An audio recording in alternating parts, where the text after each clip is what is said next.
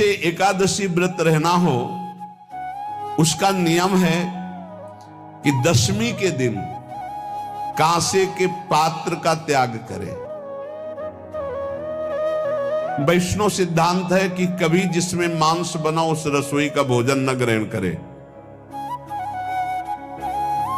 मसूर की दाल, चना की दाल, कोदो और कोई भी शाक, शहद, दूसरों का अन्न, दोबारा भोजन और मैथुन, ये दशमी के दिन त्याग दे।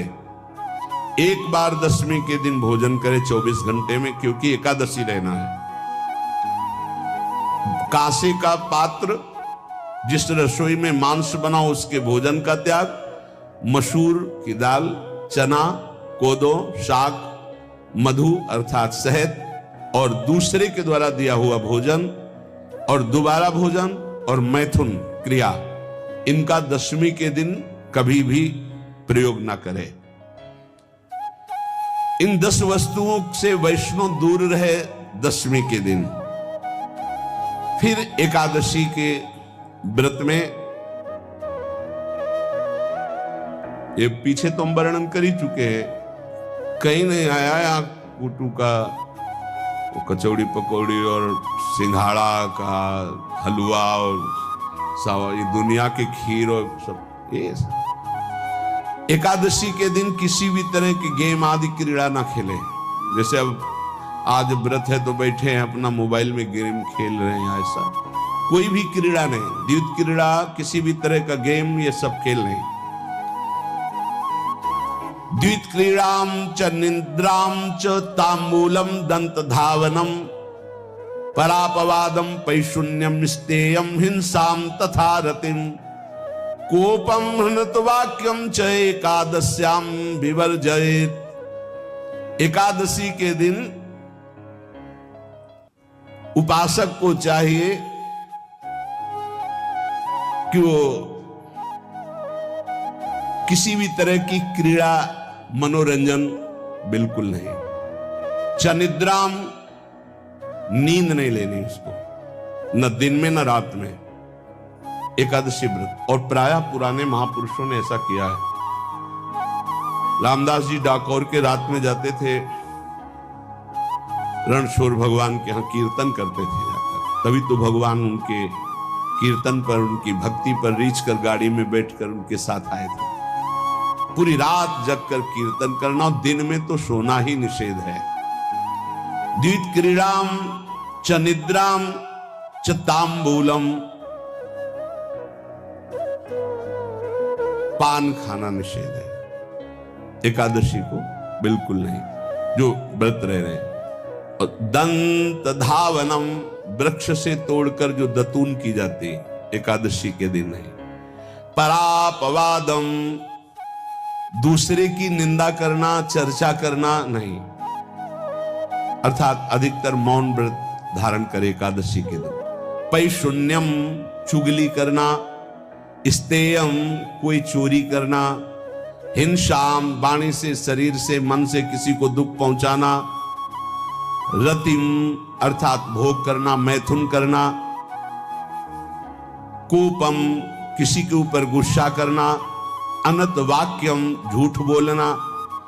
एकादश्याम विवर्जयेत्, एकादशी के दिन ये नहीं करना चाहिए।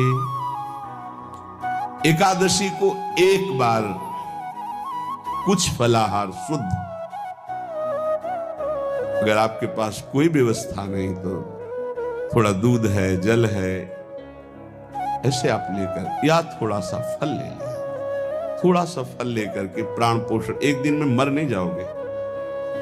कितने तो निर्जला एकादशी रहते हैं, हर एकादशी निर्जला। पूज्य श्री मथुरा दास जी निर्जला ही रहते थे हर एकादशी। चलो भैया आपकी सामर्थ्य नहीं तो जल 2-4 बार ले लो, एक बार थोड़ा सा दूध और फल ले लो, चल जाएगा काम, प्राणों का पोषण हो जाएगा। ये आचरण न करे और एक बार कुछ आहार ले ले, वो भी शुद्ध भगवद अर्पित प्रसाद।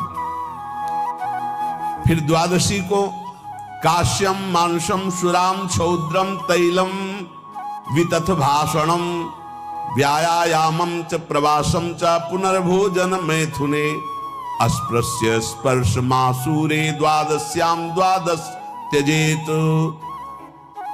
कांस के पात्र में द्वादशी को भी भोजन न पावे, जिस रसोई में मांस बनाओ उसमें आहार न ले, किसी भी तरह का नशा द्वादशी को न करे, शहद न पाए, तेल के बने पदार्थ न पाए, मिथ्या भाषण न करे और बहुत शरीर का व्यायाम न करे, बहुत थकावट वाले कार्य न करे, दोबारा भोजन न करे, एक बार द्वादशी को भी भोजन पवित्र। मैथुन न करे, जिसका स्पर्श नहीं किया जाता ऐसे पदार्थों का स्पर्श न करे, और मसूर की दाल न खाए। द्वादशी को जो इन नियमों का पालन करता है, दशमी द्वादशी ऐसे और एकादशी ऐसे, तब उसे एकादशी व्रत का फल प्राप्त होता है। जो इस पद्धति से एकादशी, ये जो मनमानी है सब नहीं, हर पदार्थ मिल जाएगा आपको फलाहार में, हर पदार्थ। हमको बताया गया कि आपको जो चाहो सब पदार्थ फलाहार का।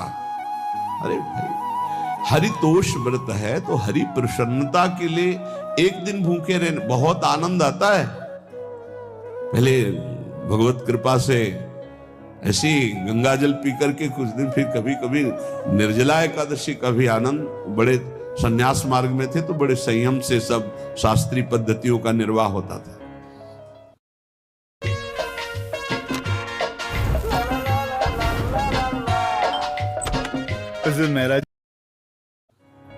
उपासक को चाहिए कि इन नियमों से व्रत का अनुष्ठान करे, मनमानी आचरण न करे। सबसे प्रार्थना जो एकादशी रहते हो, हरितोष व्रत इसे कहते हैं, भगवान की प्रसन्नता के लिए रहा जाता है, रहना चाहिए।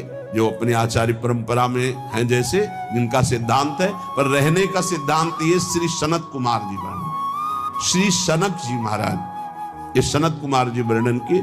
सनक जी महाराज कह रहे हैं, यदि भगवान का आश्रय नहीं, सत्संग नहीं है, तो इन चार में से एक हो तो नाश कर देता, फिर चारों हो तो सर्वनाश हो जाता है।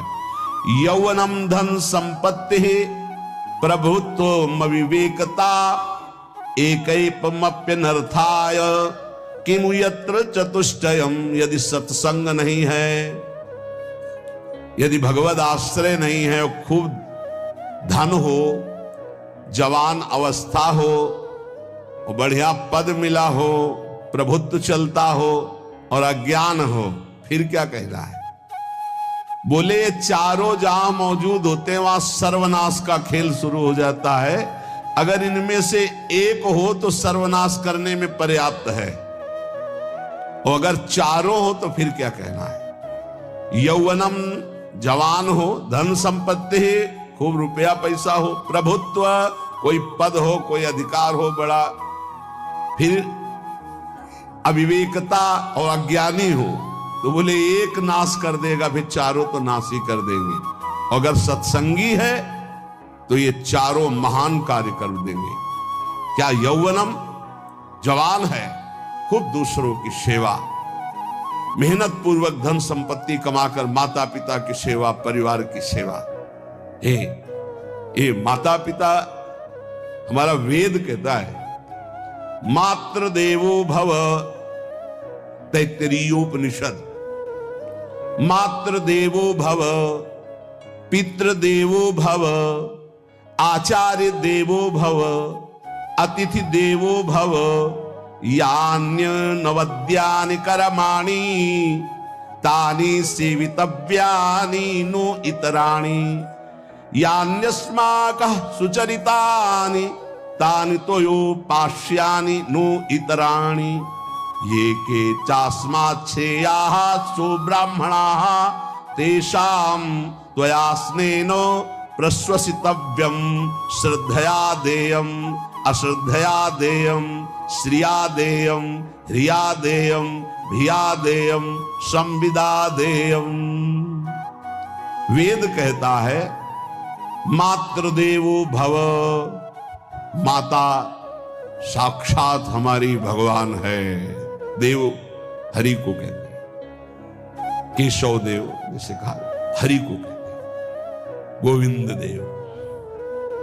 मातृदेव, माता भगवान है। हे धिक्कार है उन पुत्रों को जो अपने माता के द्वारा पोषित किए हुए शरीर से हाथ उठाते हैं अपने माता पिता के ऊपर।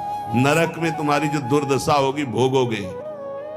एक हमको दिखाया गया दृश्य कि अपनी माता की कोख में लात मारता है, थप्पड़ मारता है, पिता बैठा है उसको लात मारता है, थप्पड़ मारता है, बाल घसीट कर गेट तक माता को ले जाता है। अब इनकी जो दुर्दशा होगी ये बोल नहीं पाएंगे, बता नहीं पाएंगे। ऐसी जगह मारा जाता है कि बस तलकते रहो, कुछ कह नहीं सकते। घोर नरकों की प्राप्ति होती। वेद कहता, तैत्तिरीयोपनिषद, मातृदेवो भव, ध्यान से सुन लो, सत्संग है, ये माता साक्षात भगवान है। अगर तुमने मारा, वाह भर करके इसके आंसू गिरे, जितने आंसुओं की बूंद से भूमि के कण भींजेंगे उतने कल्प तक नरक भोगोगे। ध्यान रखना, तुम्हारा कभी यश, कभी कीर्ति, कभी श्री, कभी हिरी, ये कभी तुम्हारे उदय नहीं हो सकती। तुम्हारा सर्वनाश हो जाएगा अगर मां पे हाथ उठाया। पितृदेवो भव, पिता साक्षात भगवान है।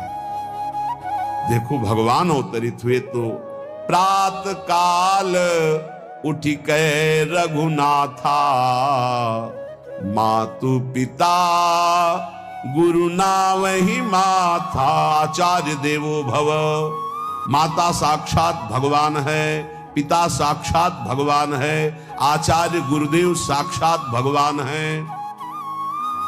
जो अपनी माता को, अपने पिता को दुख देता है, अपने गुरुदेव की अवहेलना करता है, उसका कभी मंगल हो सकता है? वो कभी सुख प्राप्त कर सकता है? वेद कहता है